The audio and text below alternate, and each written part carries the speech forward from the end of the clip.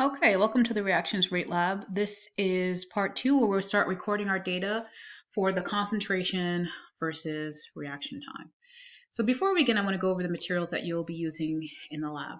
The reaction that we're performing is this one shown here, where we react sodium thiosulfate with hydrochloric acid to produce sodium chloride, sulfur, sulfur dioxide, and water. Now for this reaction, you'll be given these three chemicals here. Both the sodium thiosulfate and the hydrochloric acid are reactants, and the water is just added to the sodium thiosulfate to dilute it and make it less concentrated. You'll be mixing your reaction in these test tubes, and you're going to need a stopwatch to record the reaction time. So these are the materials that you'll be using during this virtual lab. Now, in terms of the overall procedure, the first thing you're going to do is add the appropriate amount of sodium thiosulfate and water to each test tube. And each test tube represents a different trial. Then after that, you're going to add 5 milliliters of HCl to each test tube, one at a time. And as soon as you add the HCl, that's going to start the reaction. So you want to start the timer right away.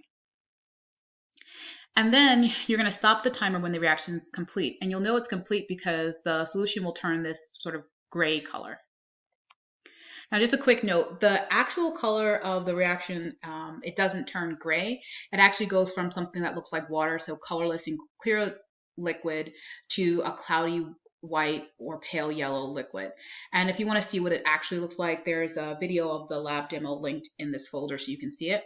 I just chose these colors because in a PowerPoint like this, it's easier to see the color change. Okay, so let's get started. So the first step is to add the appropriate amount of sodium thiosulfate into each test tube. And for trial 1, we need to add 5 milliliters. So I just added the 5. Trial 2, we're using 10 milliliters of sodium thiosulfate. Trial 3, 15. And trial 4 and 5, 20 and 25 milliliters. All right, our next step is to add the appropriate amount of water to each test tube. And we're going to add enough to bring the total volume to 25 milliliters. So we're going to dilute the sodium thiosulfate here for most of the test tubes. So the first one, we're going to add 20 milliliters of water, 15 for the second, 10 to the third. And then for test tube number 4, we add 5. And then for test tube 5, since it already has 25 milliliters, we don't add any water.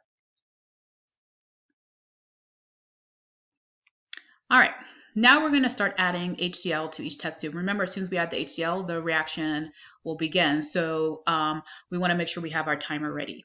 All right, so we're going to start with test tube number 1. We're going to add 5 milliliters. Go ahead and add it.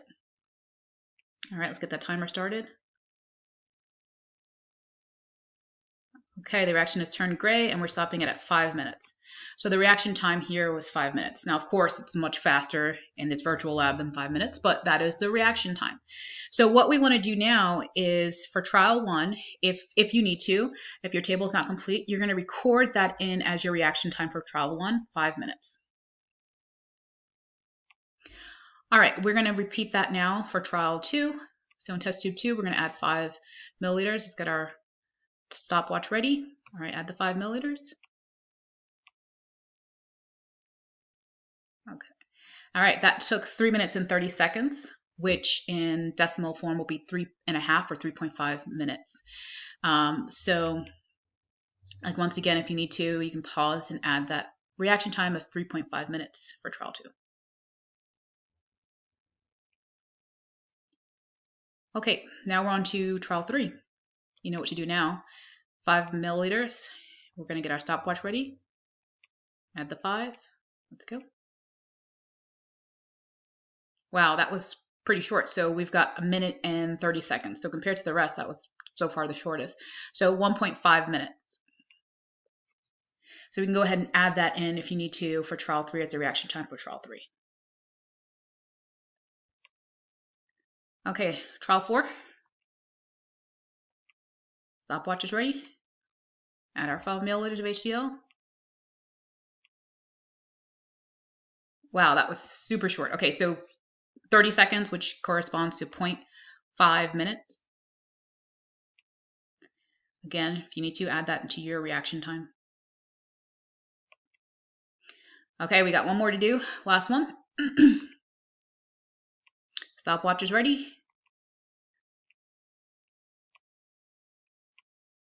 Whoa, okay, so that only took 6 seconds.